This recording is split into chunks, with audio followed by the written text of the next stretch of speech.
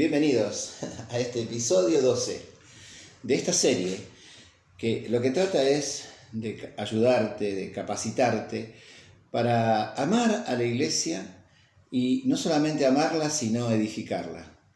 Porque ese es el deseo del corazón de Dios, que se levante una iglesia santa y sin mancha para ese gran día que son las bodas, que la iglesia podrá recibir a su esposo, Cristo. Así que bueno, esto, recordando, hoy comenzamos una nueva etapa en el desarrollo de esta serie. Hasta ahora siempre hemos tomado como base 1 Pedro 2:5, que dice: vosotros también, como piedras vivas, sed, es una orden, edificados como casa espiritual. Así que estuvimos trabajando sobre la edificación de esa casa espiritual para morada de Dios, para morada del Espíritu, para testimonio a los hombres. Y luego viene la otra orden, que es sed edificados como sacerdocio santo. Y eso estuvimos trabajando acerca de nuestro testimonio terrenal, de edificar esa iglesia, de edificar esa familia, de edificar ese cuerpo para que realmente el mundo pueda ver nuestra unidad, nuestro relacionamiento y pueda poder recibir los efectos de esa unidad, que es el amor, el servicio, que brota de un cuerpo bien unido y concertado entre sí.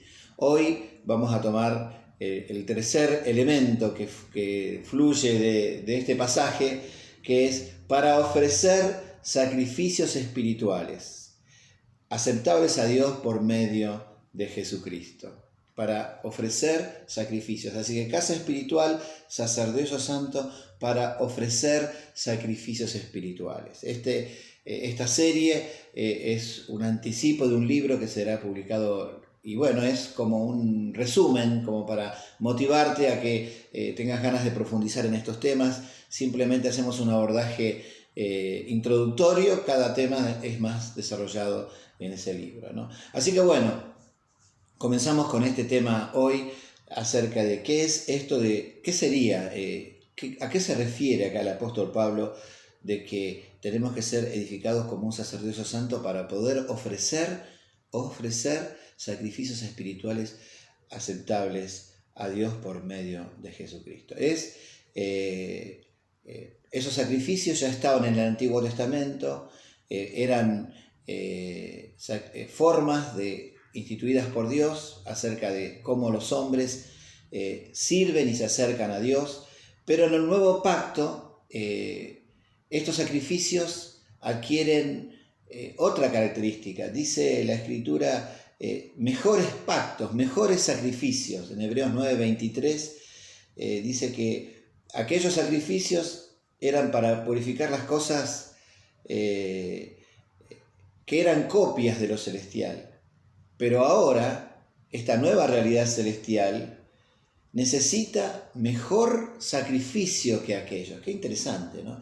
Mejor sacrificio que aquellos. Entonces estamos hablando de lo que hace el sacerdote, el servicio del sacerdote, el ministerio del sacerdote, y le da esa característica de mejor sacrificio que los que se hacían en el Antiguo Testamento, ¿no?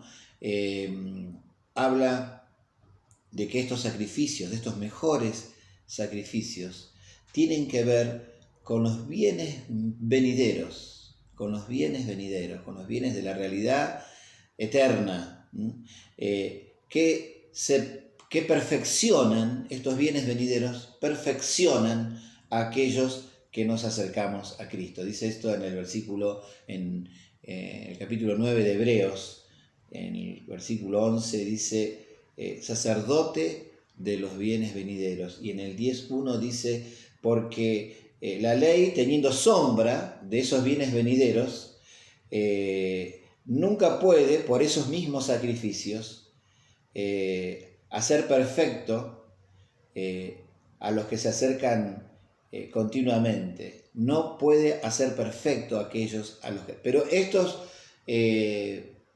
nuevos sacrificios, mejores sacrificios de los bienes venideros, terminan perfeccionando a los que se acercan. Así que bueno, tenemos dos clases vamos a abordar someramente, ¿no? Porque no da el tiempo para abundar en ello, pero hablar de dos clases de sacrificios espirituales que hoy, como sacerdotes del Nuevo Pacto, tenemos que ministrar. Y son esos sacrificios que corresponden a sacrificios sacerdotales. En el Antiguo Testamento los sacrificios sacerdotales eran de tres características: de expiación, de consagración y de reconciliación, como decimos, para perfeccionar a los que se acercan. Y después también estos sacrificios espirituales, también tenemos sacrificios congregacionales, que son las fiestas solemnes. Y todo esto adquiere una nueva dimensión en el Nuevo Pacto, y es nuestro ministerio, es lo que determina nuestro ministerio. Como decíamos, esos sacrificios sacerdotales, que son los que perfeccionan nuestra intimidad con Dios, nuestra transformación personal, es un fluir de la gracia de Dios que nos vivifica. Entonces, decimos que hoy hay mejores sacrificios de expiación, que hoy hay mejores sacrificios de consagración y que hoy hay mejores sacrificios de reconciliación. ¿Cuáles son los mejores sacrificios de expiación? Bueno, Cristo es el sacrificio de expiación y es mejor que los sacrificios del Antiguo Testamento. Porque Cristo no entró en un santuario hecho por los hombres, que era figura del santuario celestial, sino que entró en el cielo mismo, donde ahora se presenta delante de Dios para rogar en favor nuestro. Así que hay una evolución en el sacrificio de expiación, y esto también tiene que ver, esta evolución en el sacrificio de expiación que hace Cristo, trata con una doble complicación que el sacerdocio necesitaba resolver: la pecaminosidad del sacerdote y la pecaminosidad del pueblo. Así que el sacrificio de Cristo es suficiente para poder, porque es un sacrificio, es un sumo sacerdote que hace un solo sacrificio para con todos, y resuelve no solamente el problema de la falta de santidad del sacerdote, sino el problema de la falta de necesidad de santidad del pueblo, ¿no? Porque dice ahí en Hebreos, en el capítulo 9, dice: Cristo ha entrado en el santuario para ofrecer su propia sangre. En el 14 dice: se ofreció a sí mismo como sacrificio sin mancha, y su sangre limpia nuestras conciencias de obras que nos llevan a la muerte, para que nosotros podamos servir al Dios viviente. Así que este mejor sacrificio es un solo sacrificio hecho para siempre, esa sangre que limpia nuestras conciencias de obras que nos apartan de Dios, que nos debilitan, que nos apartan de la presencia de Dios, para que podamos servir al Dios viviente. Porque por medio de una sola ofrenda, dice el versículo 14 del capítulo 10, hizo perfectos para siempre a los que han sido consagrados a Dios. Entonces, esa sangre limpia nuestra conciencia de las obras que nos llevan a la muerte.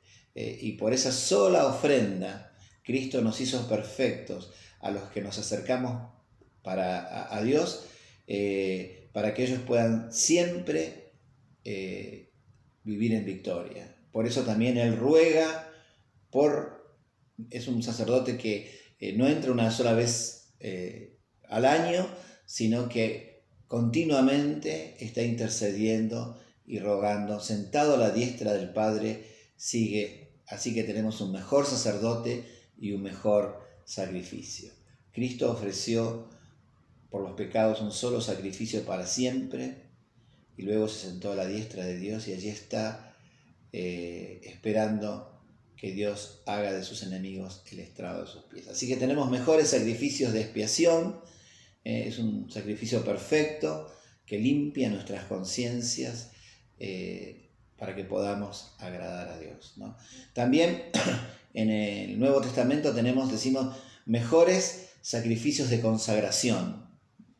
En el Antiguo Testamento estaba el holocausto, donde todo era quemado y se levantaba un olor agradable para Dios. En el Nuevo Testamento tenemos un sacrificio mejor, que no es un cordero que se quema, que levanta un olor agradable. En el Nuevo Testamento tenemos un sacrificio mejor, que es la rendición de nuestro corazón. Lo que levanta el olor agradable es ese olor a carne quemada, ese olor donde nuestro corazón es ofrecido y son ahí entregados todos los deseos y los anhelos de nuestro corazón. Y hoy tenemos libre entrada por esa sangre para poder ofrecer ese sacrificio, no cada vez que era quemado un cordero, sino cada vez que nos acercamos a Dios y nos consagramos y nos rendimos a Él. Por eso en Hebreos 13:15 dice, ofrezcamos siempre a Dios sacrificios de alabanza, frutos de labios que confiesan su nombre. Y también tenemos mejores sacrificios de reconciliación. En el Antiguo Testamento habían sacrificios de reconciliación, como el banquete donde se consagraban los sacerdotes, la comida pascual, que se hacía una vez por año, pero ahora tenemos mejor sacrificio de reconciliación, que es la cena del Señor. Cada vez que compartimos la cena, estamos ahí reconciliándonos con Dios, reconciliándonos con los hermanos. Tenemos el pan de la mesa, que ocupa lo que era el pan de aflicción de la cena pascual. Antes recordaba la liberación de Egipto. Este pan ahora nos recuerda la liberación espiritual por la nueva vida en Cristo.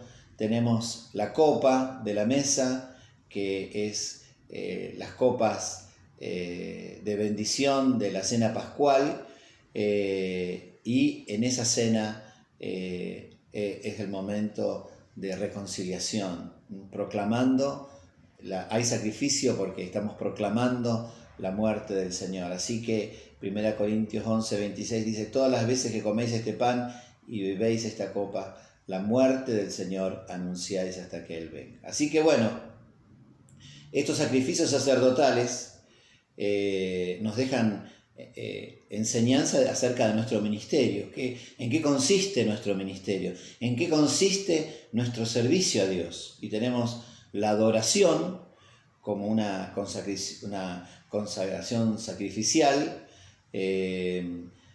Todo lo carnal es consumido y sube un olor agradable de nuestras vidas quebrantadas. Tenemos la consagración de nuestra economía, el diezmo y la ofrenda también es una acción de gracias y el anhelo de darle a Dios lo que Él merece. Tenemos los sacrificios de comunión para acercarnos a los hermanos. La cena del Señor, ese es un banquete espiritual y tiene ese sentido de comer con mis hermanos, algo que no satisface mi apetito carnal, sino espiritual. Y luego tenemos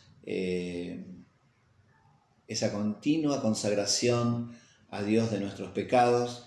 Tenemos que poner nuestros pecados delante de Dios. Necesitamos presentarlo a Dios y confesarlo ante los hermanos.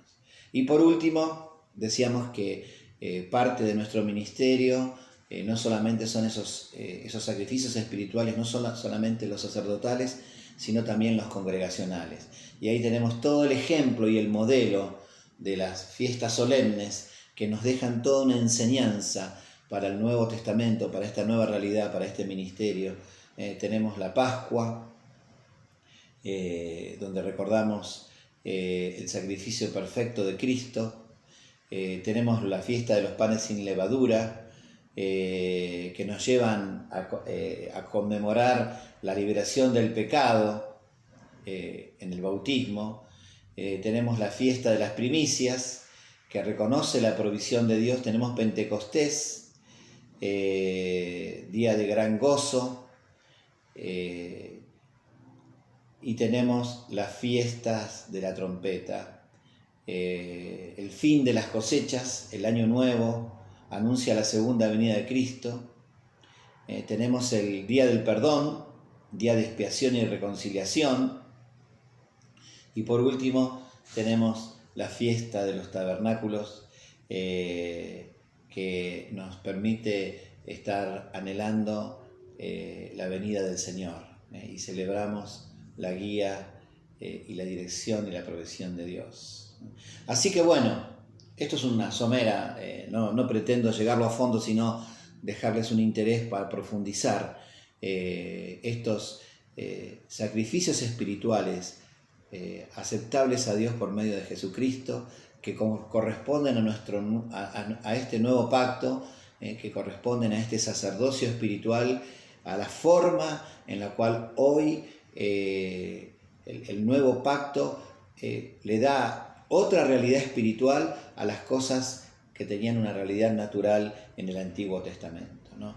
El nuevo pacto entonces es un ministerio, dice la Escritura, con mayor gloria, porque nuestro servicio no depende de nuestras habilidades o de nuestros ritos, sino que dependen de la operación del Espíritu Santo. Por eso somos ministros competentes del Espíritu.